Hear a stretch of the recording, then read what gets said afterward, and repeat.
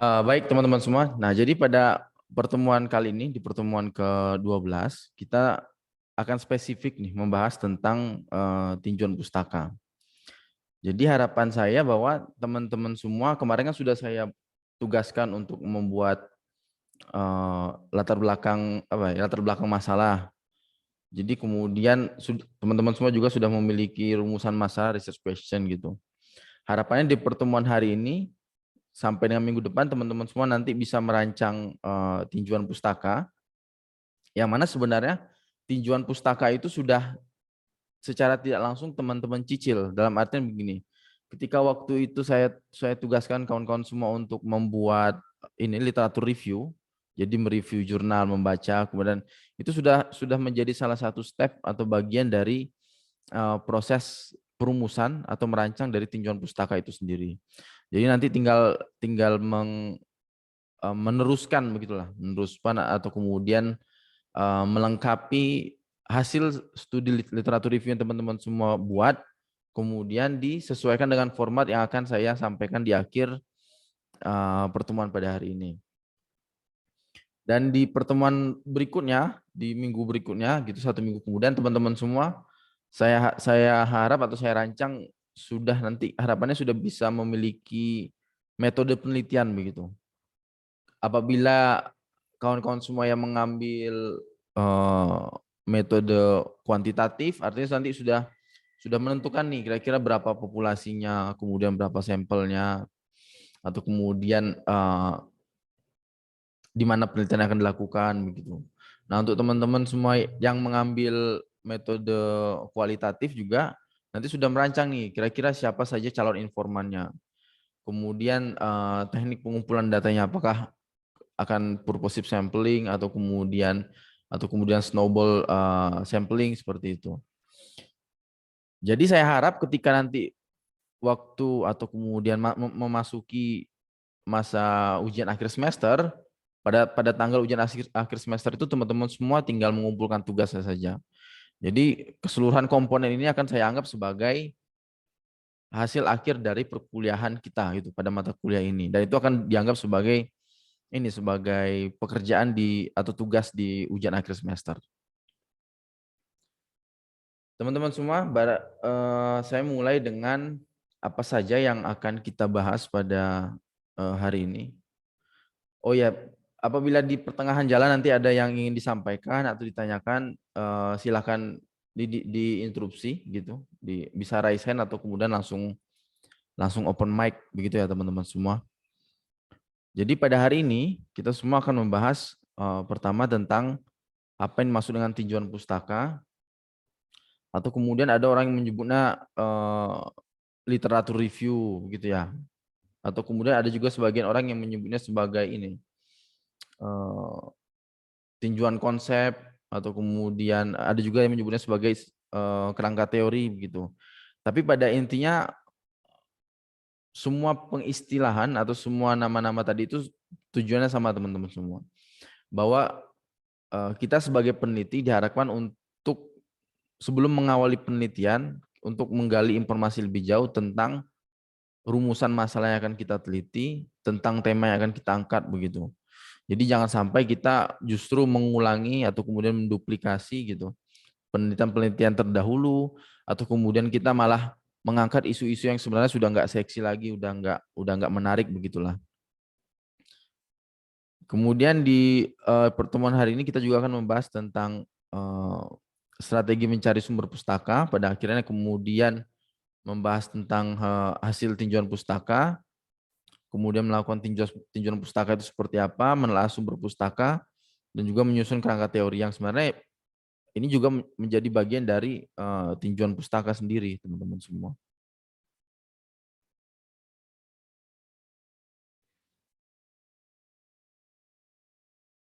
Kawan-kawan semua, sebagaimana udah kita lakukan di beberapa pertemuan terdahulu begitu, teman-teman semua, saya harapkan sudah memiliki yang namanya research question tadi. Research question atau rumusan masalah.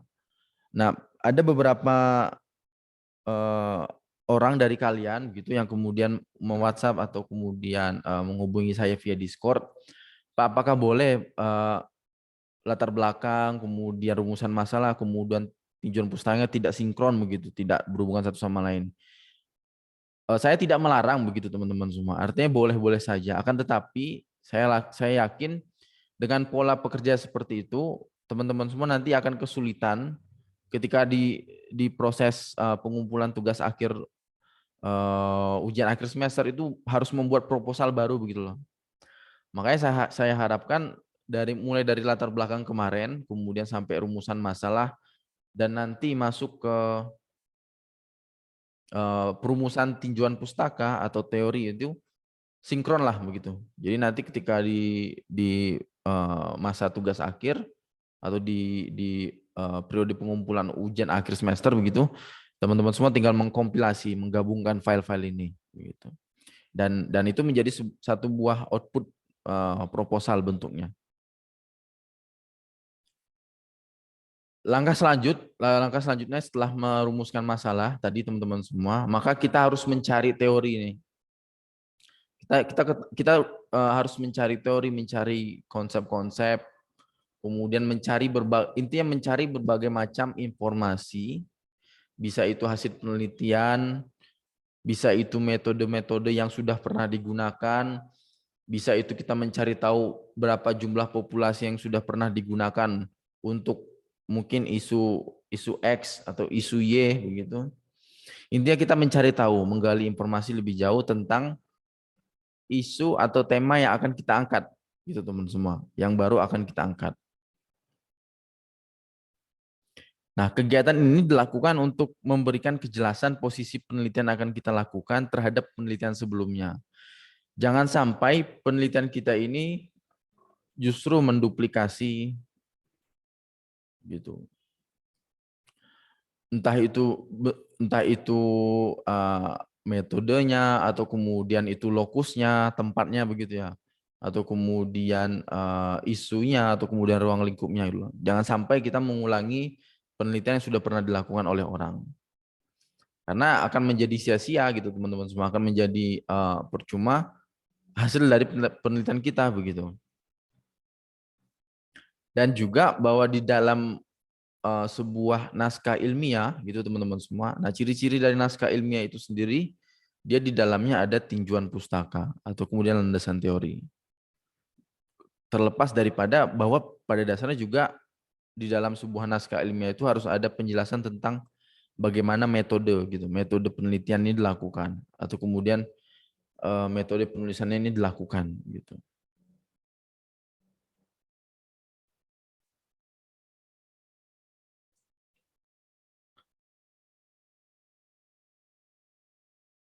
Nah, kita masuk ke definisi tinjauan pustaka, kawan-kawan semua. Tapi maksud saya daripada kita membahas apa yang dimaksud dengan tinjauan pustaka, kita mungkin mencari tahu saja begitu. Sebenarnya apa yang akan kita kerjakan atau apa yang akan kita lakukan atau kegiatan macam apa sih tinjauan pustaka ini begitu. Pertama di dalam tinjauan pustaka itu kita nanti berusaha mencari tahu lebih jauh begitu tentang konsep-konsep penting dan temuan-temuan yang sekiranya itu relate atau berhubungan dengan penelitian kita. Selain konsep-konsep, kita juga bisa nanti mencari ini teman-teman semua variabel-variabel di dalam penelitian-penelitian terdahulu begitu. Setelah kita mencari tahu konsep-konsep atau kemudian variabel-variabel tadi, maka kita bisa mengetahui nih apa sih hubungan dari konsep antar konsep atau kemudian hubungan antar variabel begitu. Atau kemudian mengapa ketika kita meneliti tentang pelayanan publik kita harus mengerti konsep pelayanan begitu. Itu semua bisa terjawab dengan mencari tahu atau membaca naskah-naskah terdahulu, hasil-hasil penelitian terdahulu begitu. Jadi alur kerja dari kegiatan untuk menulis sebuah tinjauan pustaka di dalam proposal penelitian teman-teman semua diawali dengan mencari Nanti saya akan ajarkan atau saya kemudian akan saya simulasikan begitu bagaimana cara teman-teman semua mencari naskah agar relevan dengan isu yang akan teman-teman angkat begitu. Jadi pekerjaan yang kemudian menjadi pondasi paling dasar adalah mencari.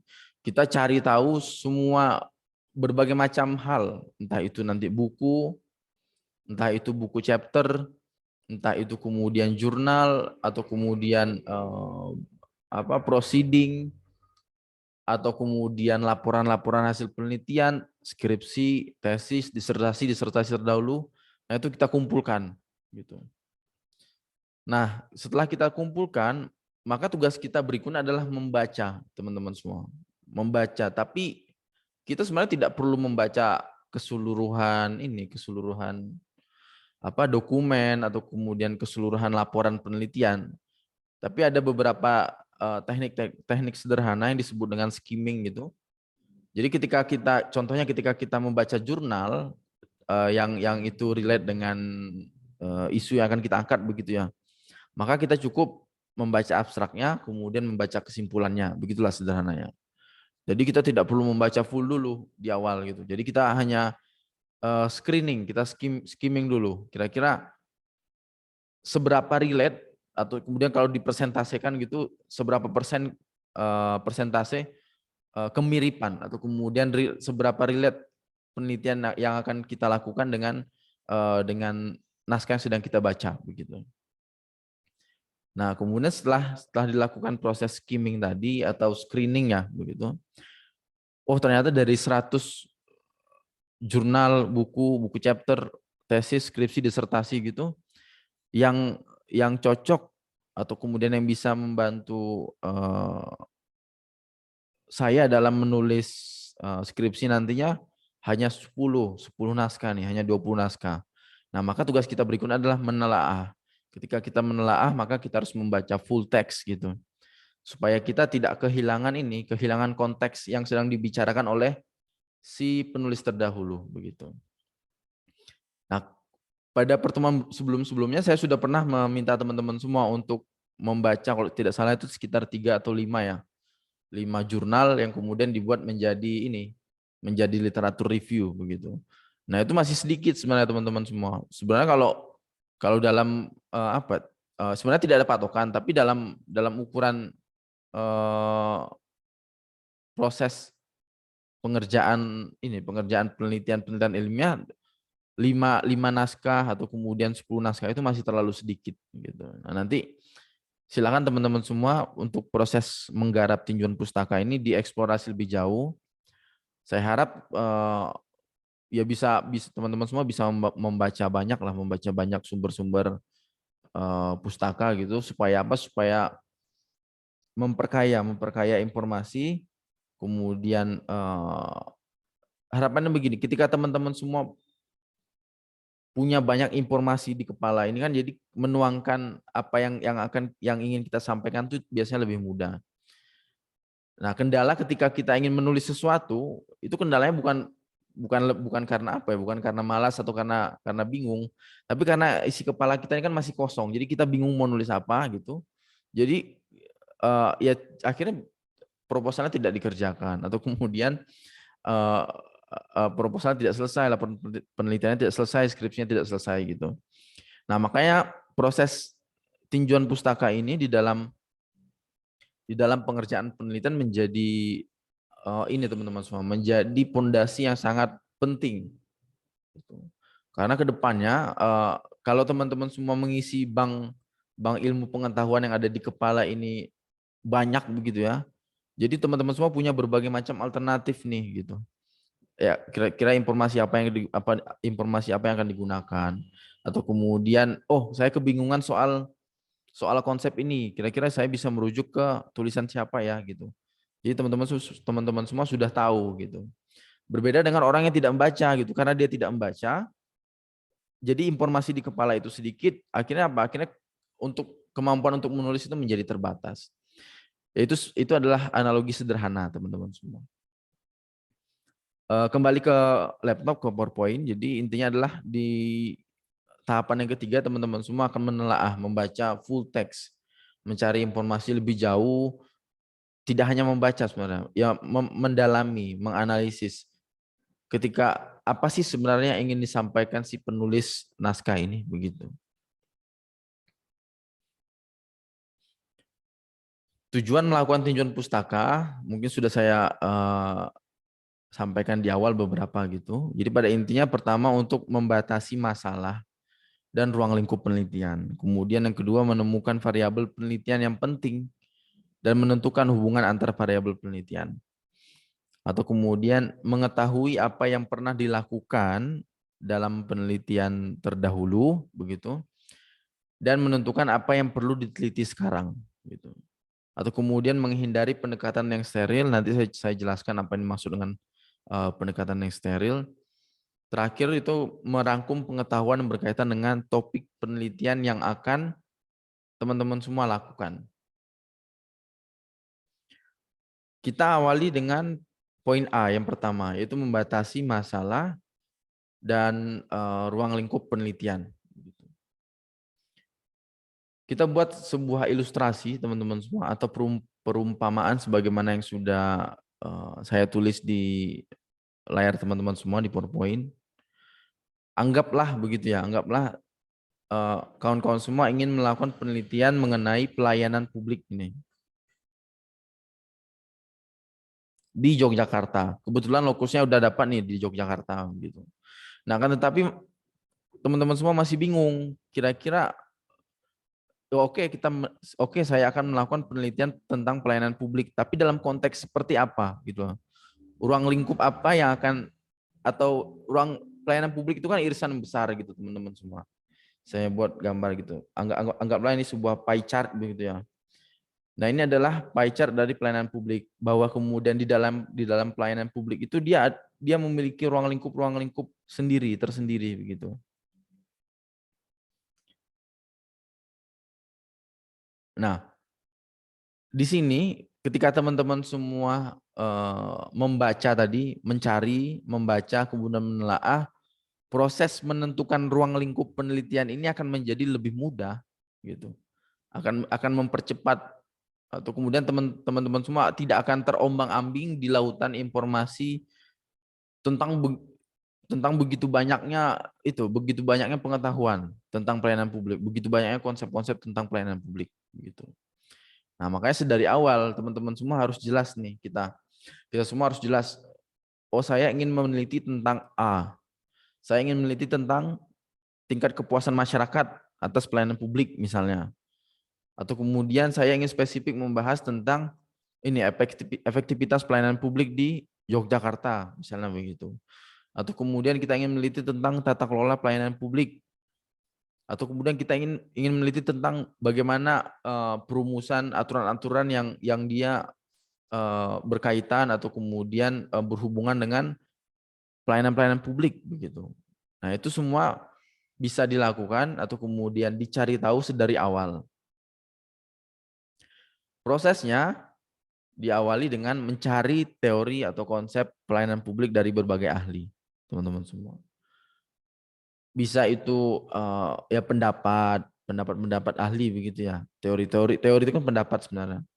Atau kemudian konsep-konsep yang sering diucapkan oleh pakar-pakar begitu. Nah, dari hasil pencarian itu kemudian kita pilih ruang lingkup yang paling menarik bagi diri kita, teman-teman semua, bagi kita pribadi yang akan melakukan penelitian. Semakin sempit ruang lingkupnya akan semakin baik penelitiannya. Baik itu dalam artian begini teman-teman semua. Bahwa penelitian yang baik itu penelitian yang dia dilakukan selesai gitu, yang selesai dilakukan gitu. Jadi teman-teman semua mau pakai teori rumit X, Y, Z gitu, berbagai macam-macam, tapi kalau oke lah dari segi teori mantap begitu ya. Tapi kalau penelitian yang tidak selesai dilakukan maka itu bukan penelitian yang baik begitu.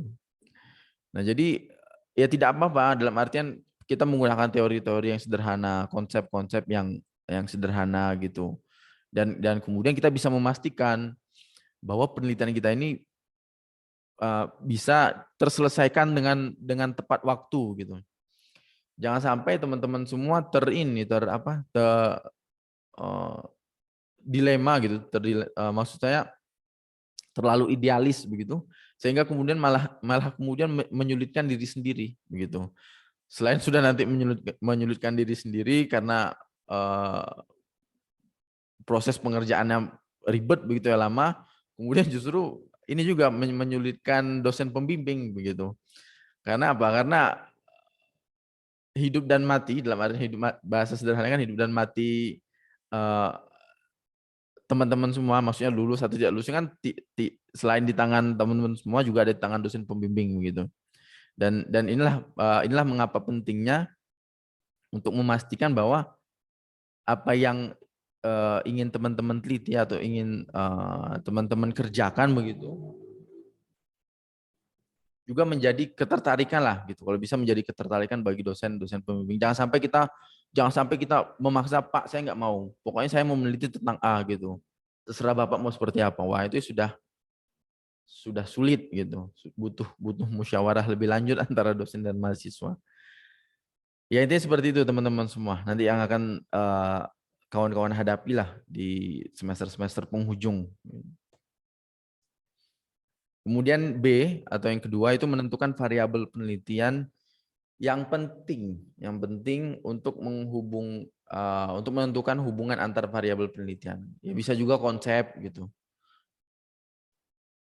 Jadi kita contohkan misalnya ya. Jadi ada seorang peneliti Maciejski dan Tuttle itu tahun 1979.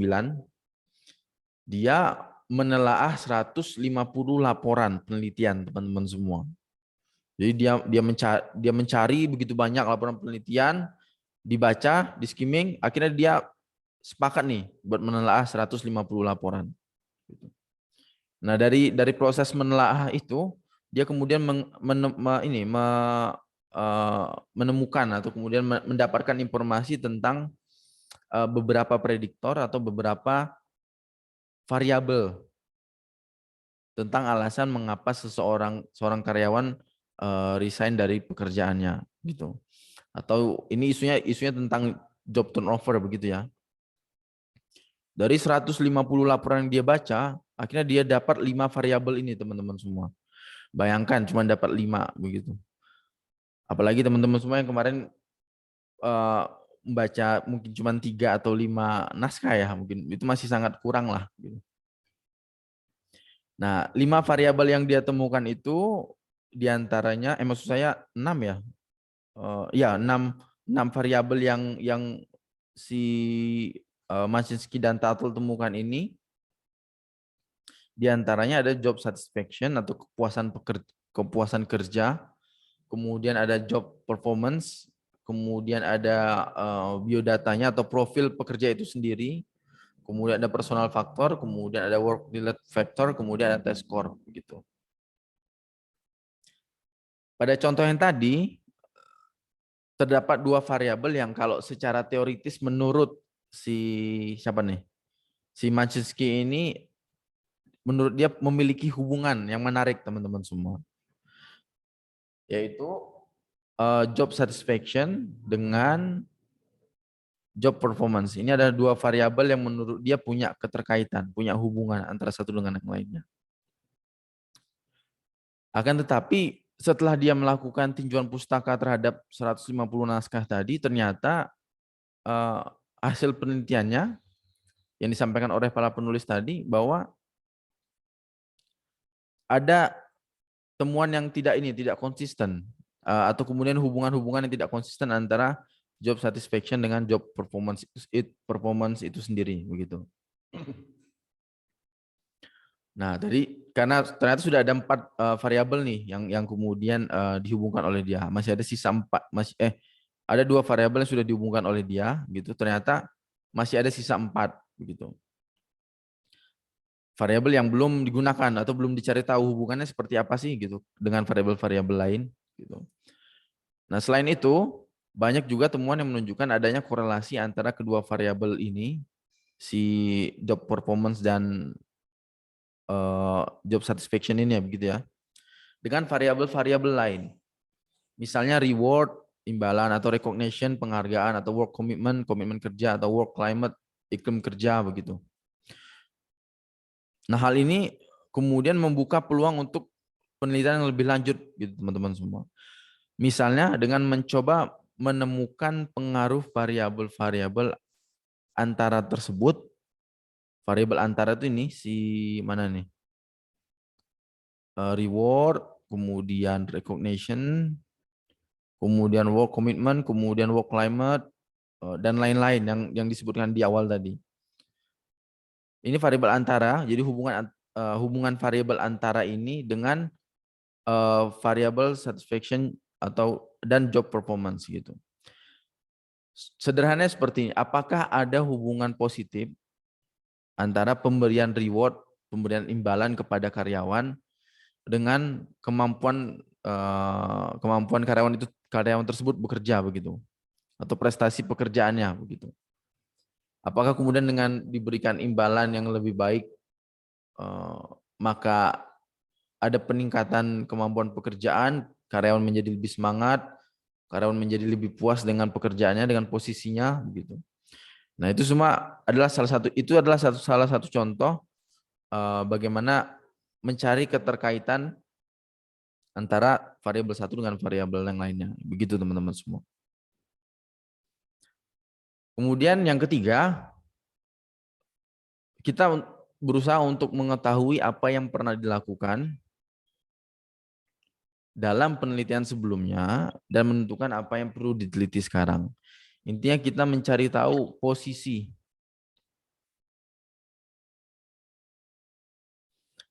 penelitian kita terhadap penelitian-penelitian lainnya.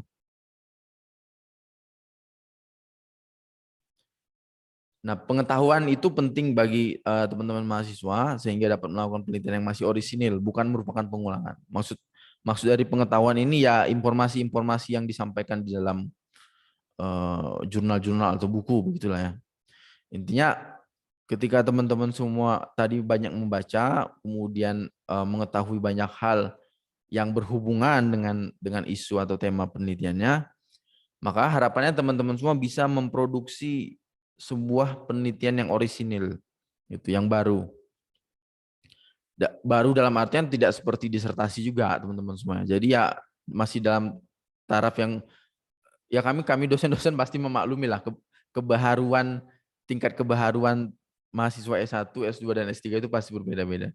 Tapi intinya jangan sampai penelitian yang kita lakukan itu hampir mengulangi lah, menduplikasi penelitian-penelitian yang sudah ada sebelumnya gitu. Jangan sampai. Kemudian yang kedua, jeli dalam mencari kemungkinan-kemungkinan yang belum dilakukan dalam penelitian-penelitian sebelumnya. Kita balik ke contoh yang variabel tadi. Oh, ternyata belum ada nih penelitian yang dia membahas tentang mana nih? Hubungan antara iklim kerja dengan dengan variabel job performance dan satisfaction. Apakah kemudian orang yang bekerja di dalam perusahaan yang masih hitungannya keluarga begitu ya, masih ada kedekatan informal gitu, akan menjadi lebih baik performance-nya dibanding orang yang dia sudah bekerja di tempat kerja yang dia yang iklim kerjanya sudah berasal dari berbagai macam latar belakang begitu. Nah, itu bisa diperoleh dengan membaca teman-teman semua. Informasi seperti itu, kemungkinan-kemungkinan tadi itu bisa diperoleh dengan membaca penelitian-penelitian terdahulu. Kemudian yang ketiga, memberikan ide-ide baru dan pendekatan-pendekatan baru dalam rangka meneliti masalah yang sama, yang tidak terpikirkan sebelumnya. Oke lah, si A, si B, si C itu sama-sama meneliti tentang pelayanan publik. Nggak masalah, nggak problem. Oh, tapi si A itu dia meneliti spesifik tentang efektivitas tadi. Kalau si B meneliti tentang proses perumusan kebijakan-kebijakan yang berkaitan dengan pelayanan publik. Atau si C ternyata meneliti tentang kepuasan masyarakat begitu. Jadi teman-teman mahasiswa semua bisa ada kemungkinan akan meneliti tentang apa ya, tentang tema besar yang sama begitu, tentang pelayanan publik misalnya, tapi ruang lingkupnya pasti akan berbeda-beda. Sebentar. Tapi ruang lingkupnya pasti kemudian akan apa ya, berbeda-beda. Ini saya matikan.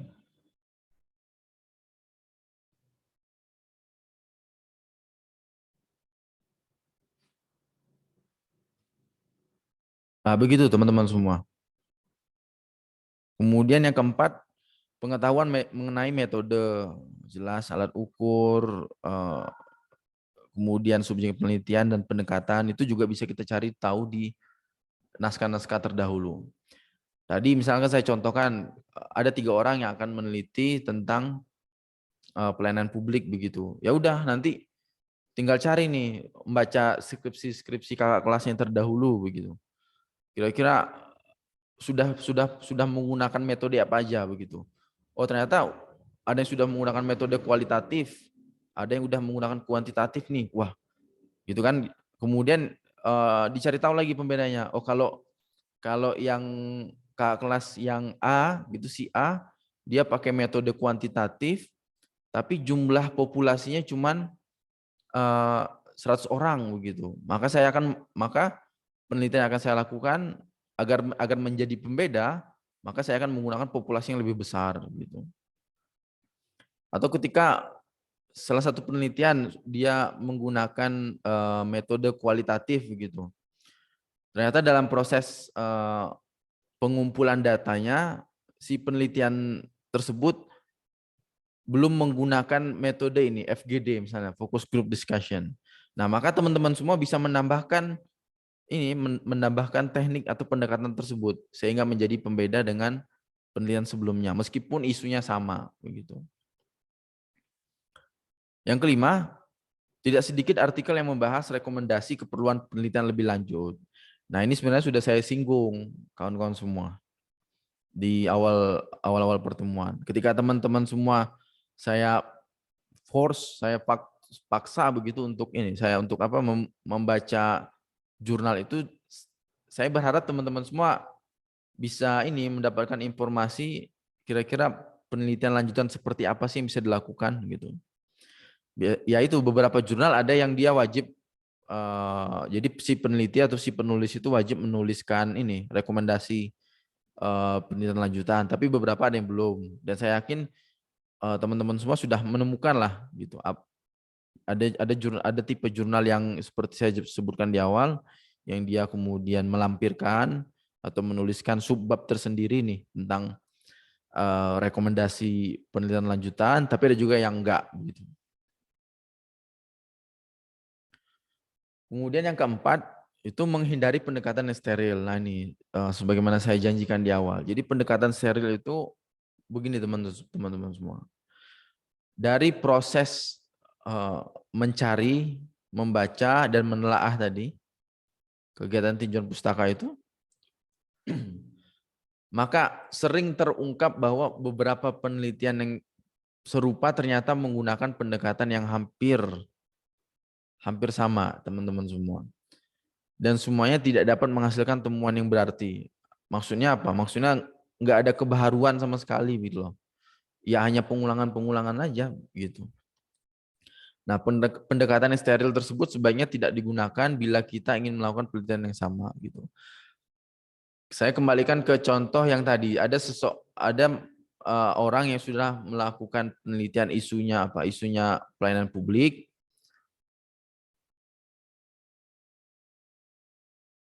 Begitu ya. Kemudian dia menggunakan metode kuantitatif. Kemudian dia mengambil populasi misalnya 100 orang gitu. Nah, di sini di dalam proses ini teman-teman semua, mulai dari pendekatan kuantitatif ini, kemudian populasinya 100 orang, kemudian yang jadi sampel 10 orang itu disebut dengan pendekatan steril. Jadi pendekatan yang sebaiknya tidak digunakan lagi, yang sudah usang begitu.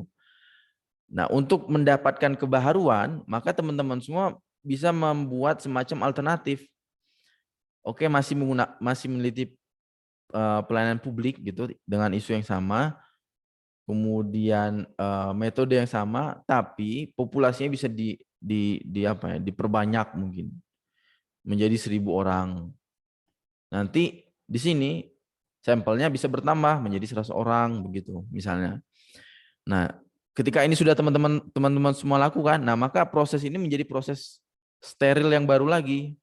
Harapannya ketika ada orang melakukan penelitian dengan isu yang sama ini, maka dia harus membuat semacam kebaharuan lagi gitu. Bisa itu kebaharuan itu bisa dia bertambah populasinya atau sampelnya. Tapi bisa juga ada ini menggunakan teknik yang berbeda gitu. Contohnya ketika teman-teman semua mengambil metode kuantitatif ya.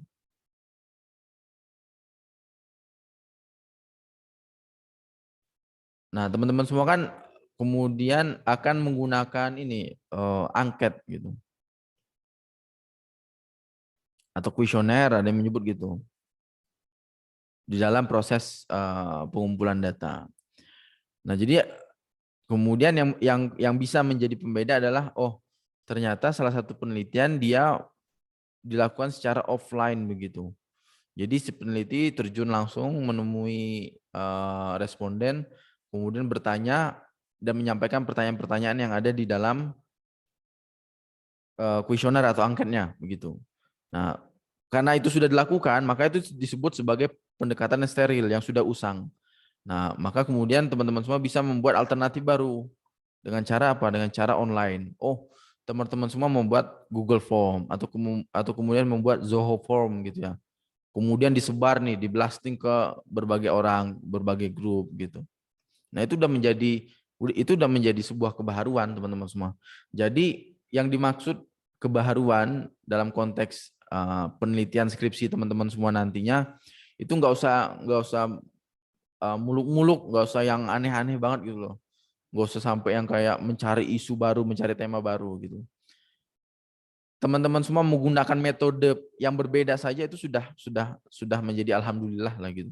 Udah menjadi sebuah kebaharuan di dalam isu yang akan teman-teman bahas begitu. Jadi intinya jangan dipersulit lah, jangan mempersulit diri sendiri. Yang kelima, merangkum pengetahuan yang berkaitan dengan topik penelitian. Selain mempelajari laporan penelitian, kita juga perlu mempelajari artikel-artikel opini maupun buku yang membahas ide-ide dan teori-teori yang relevan dengan topik penelitian kita. Nah, kegiatan ini merupakan persiapan untuk menyusun kerangka teori yang sistematis, jelas, mudah dimengerti. Pengetahuan yang kita peroleh melalui kegiatan ini merupakan bahan yang harus dirangkum dan disajikan sebagai dasar teori penelitian sehingga orang lain dapat memahami pentingnya penelitian tersebut dilakukan. Nah, kesimpulan yang dari paragraf yang pertama ini adalah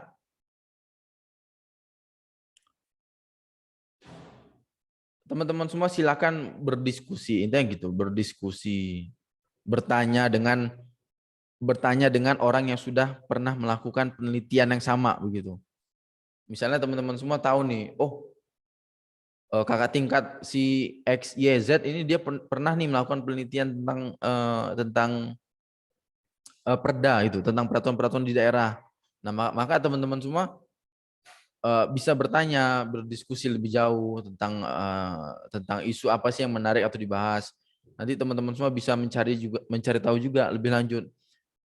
Kak, apa sih kekurangan penelitian yang kemarin kalian kerjakan gitu? Atau ada nggak saran buat saya kira-kira enaknya neliti tentang apa ya gitu kalau dengan tema yang sama begitu. Jadi nggak melulu bahwa teman-teman semua harus membaca buku atau jurnal di force gitu ya. Dalam artian bahwa ya sebagai alternatif teman-teman semua bisa mencari tahu dengan berdiskusi atau bertukar pikiran lah dengan orang-orang yang sudah melakukan penelitian yang sama atau expert di bidangnya gitu. Nah, ini yang kedua, yang kalau paragraf kedua ini kesimpulannya. Pertama yang dimaksud dengan dirangkum adalah teman-teman semua membuat ini kemarin apa? Literatur review.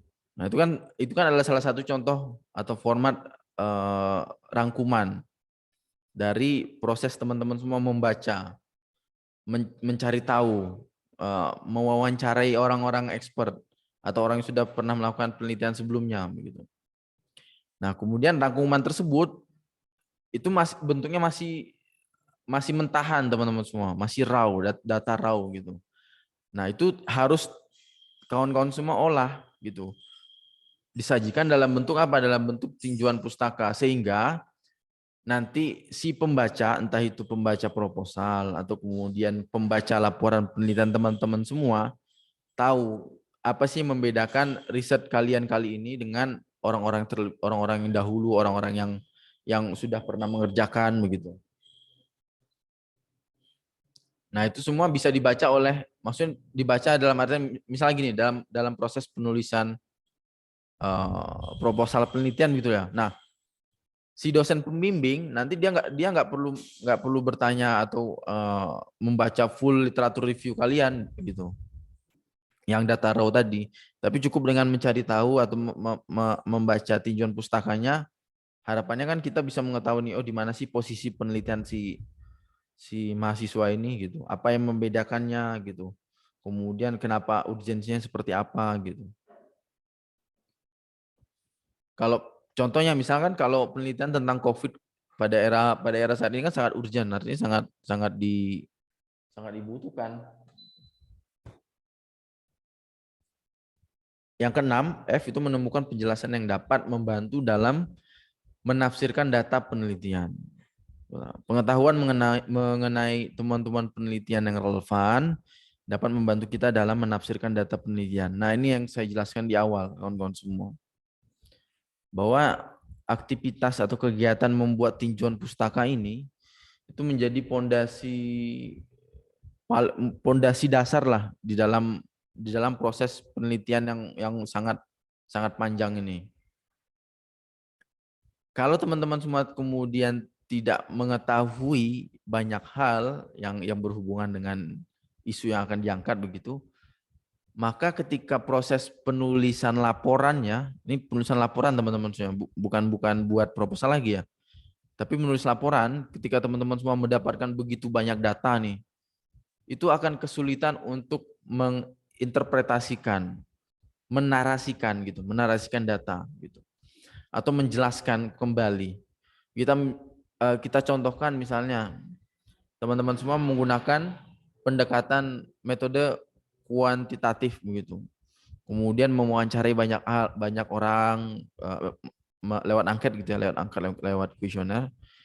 Kemudian diolah datanya di SPSS, dapat nih diagram kesimpulannya. 190 orang dari 100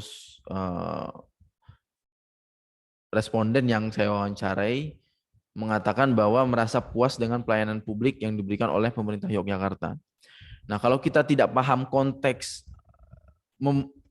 puas terhadap pelayanan publik yang disampaikan oleh orang-orang tadi, maka kita akan terbatas ini teman-teman semua membuat narasinya di dalam laporan gitu. Kita di dalam laporan penelitian tidak mungkin hanya menulis 90 dari 100 orang merasa puas dengan pelayanan publik yang diberikan oleh pemerintah Yogyakarta gitu. Itu terlalu dangkal gitu teman-teman semua, terlalu cetek. Jadi teman-teman semua harus mengelaborasi, mengeksplor maksud dari puas itu apa sih gitu. Nah, konteksnya itu seperti apa gitu. Nah, itu semua bisa dilakukan kalau kita punya bank informasi di dalam kepala kita gitu. Nah, mengumpulkan bank informasi itu dilakukan lewat proses kegiatan tinjauan pustaka ini. Kemudian yang kedua, ada kemungkinan hasil penelitian itu didukung oleh teman-teman sebelumnya. Nah, begitu. Nah, ketika teman-teman semua tadi sudah membaca 150 naskah gitu ya, yang kayak dilakukan oleh si Misel tadi kalau nggak salah. Oh, ternyata dari 150 naskah itu ada beberapa naskah yang dia bisa digunakan bisa digunakan sebagai argumen untuk mendukung hasil penelitian kita begitu. Contohnya ya, bahwa dari hasil penelitian yang kita lakukan gitu diperoleh bahwa 90 orang responden merasa puas dengan pelayanan yang diberikan oleh pemerintah Yogyakarta begitu. Hal ini juga didukung oleh pendapat atau hasil penelitian yang dilakukan oleh si X gitu. Bahwa di dalam penelitian tersebut dia mengatakan bahwa kepuasan itu berhubungan dengan performa atau kinerja dari lembaga pemerintahan itu sendiri begitu. Nah, itu tinggal kita elaborasi, kita kaitkan lah. Jadi kayak mengaitkan benang antara satu dengan yang lainnya seperti itu. Nah, tinjauan pustaka ini proses mengumpulkan benang-benang tadi, mencari benang merah dari masing-masing naskah yang kita kumpulkan, dari masing-masing paper, dari masing-masing jurnal yang kita baca itu. Kita cari benang merahnya. Nah, kalau udah dapat benang merahnya, baru kita kaitkan antara satu dengan yang lainnya, dengan naskah-naskah lainnya, dengan hasil penelitian kita. Syukur-syukur itu mendukung. Nah, kalau ternyata hasil penelitian kita itu berbeda dengan penelitian sebelumnya, apakah kemudian itu salah? Enggak juga, teman-teman semua. Bisa jadi itu temuan baru, atau bisa jadi karena teman-teman semua punya kesalahan dalam proses membuat proposal penelitiannya atau merancang penelitiannya. Terlebih lagi kalau teman-teman semua menggunakan pendekatan kuantitatif begitu. Bisa jadi teman-teman semua salah dalam merumuskan sampel, salah mengambil populasi, salah menentukan subjek penelitian, gitu, atau salah mengambil metode penelitian, gitu. Nah, itu untuk bagian yang nomor 6. Kesimpulannya, teman-teman semua, bahwa secara umum melakukan tinjauan pustaka itu dapat memberikan wawasan tentang metode, alat ukur, subjek penelitian, pendekatan, teknik-teknik, konsep-konsep, variabel, dan berbagai macam hal yang dipakai oleh peneliti sebelumnya, gitu. Sehingga dapat menjadi bahan untuk memperbaiki rancangan penelitian kita. Dengan melakukan tinjauan pustaka, kita dapat mengetahui penelitian apa saja yang telah pernah dilakukan dalam bidang yang kita amati, begitu. Wawasan-wawasan yang diperoleh dari tinjauan pustaka yang mendalam dan menyeluruh akan mengarahkan kita dalam membuat rancangan penelitian yang lebih baik, sehingga meningkatkan kemungkinan untuk memperoleh temuan-temuan yang penting dan berarti. Dengan demikian juga bahwa pengetahuan mengenai konsep-konsep, variabel-variabel yang kita peroleh dari kegiatan melakukan tinjauan pustaka ini akan mempermudah kita untuk menyusun dasar daripada teori penelitian atau kemudian konsep penelitian yang kita gunakan. Bagi seorang peneliti yang sudah berpengalaman, kegiatan tinjauan pustaka dapat dilakukan. Dapat ya teman-teman semua, dapat dilakukan setelah masalah penelitian dirumuskan. Dalam hal ini kegiatan tinjauan pustaka dilakukan untuk mendapatkan temuan-temuan yang dapat mendukung atau menjelaskan hasil penelitian yang diperoleh. Di samping sebagai persiapan untuk menyusun dasar teori penelitian. Sebaliknya, bagi teman-teman atau kemudian bagi peneliti pemula, kegiatan tinjauan pustaka ini juga menjadi proses atau langkah-langkah untuk mengembangkan masalah penelitiannya, sehingga dapat menjadi lebih jelas, lebih clear nih dalam merumuskan masalah penelitian dan dapat menyusun rancangan penelitian yang baik. Karena ya harap dimaklumin teman-teman semua bahwa teman-teman mahasiswa itu kan terhitung baru ya melakukan penelitian ilmiah gitu. Mungkin dari beberapa dari kalian ada yang dulu pernah ikut karya tulis ilmiah begitu. Tapi secara umum, secara general biasanya mahasiswa-mahasiswa itu benar-benar melakukan penelitian yang real ilmiah itu kan baru ketika mengikuti perkuliahan. Syukur-syukur di dalam proses beberapa mata kuliah ada yang sudah dia menerapkan outputnya hasil penelitian gitu. Tapi kalau kalau yang kemudian kampus atau program studinya tidak di dalam proses membuat atau merancang mata kuliahnya, itu tidak punya output laporan penelitian atau proposal penelitian, maka satu-satunya jalan untuk belajar tentang penelitian ilmiah itu kan cuman ketika skripsi. Nah, makanya teman-teman semua masih dikatakan atau dianggap sebagai peneliti pemula lah begitu. Nah, proses tinjauan pustaka ini dianggap sebagai upaya untuk memperkaya, memperjelas kira-kira masalah penelitian yang sudah teman-teman semua sampaikan di awal itu apakah masih relevan begitu, atau kemudian apakah masih menarik isunya gitu. Atau kemudian ternyata sudah terlalu banyak orang meneliti tentang ini begitu. Sehingga kita bisa mengambil strategi lebih baru. Apakah mengganti isu atau tema, atau mencari tahu atau mengembangkan isunya, atau menggeser sedikit begitu. Intinya dengan kita melakukan tinjauan pustaka, kita punya alternatif strategi begitu. Nah, ini ada beberapa, sebelum saya mengakhiri teman-teman semua, ada sekitar 2 sampai 3 slide lagi. Jadi jenis-jenis sumber pustaka itu ada, kalau pustaka ilmiah itu ada buku chapter, ada jurnal, proceeding, laporan penelitian, skripsi, tesis, disertasi, laporan penelitian dari dosen juga bisa, atau kemudian laporan penelitian dari mahasiswa bagi teman-teman semua yang senang penelitian begitu ya. Kemudian ada juga sumber pustaka non ilmiah, informasi di internet gitu, blog, atau kemudian portal berita, atau kemudian TV dan lain-lain gitu, opini juga termasuk di dalamnya. Di dalam penelitian ilmiah, kita itu sebenarnya tidak menghindari sumber pustaka ini teman-teman semua. Tapi kita meminimalisir penggunaan pustaka non ilmiah itu menjadi sumber utama gitu. Jangan sampai kalau di persentase nanti ketika dilihat daftar pustakanya tuh penelitiannya, wah ini informasinya dari internet semua, maksudnya dari blog, dari WordPress gitu, atau dari okezone.com, atau dari merapimerbabu.com, kan itu yang ya nggak apa-apa kalau cuma 1-2 begitu teman-teman semua.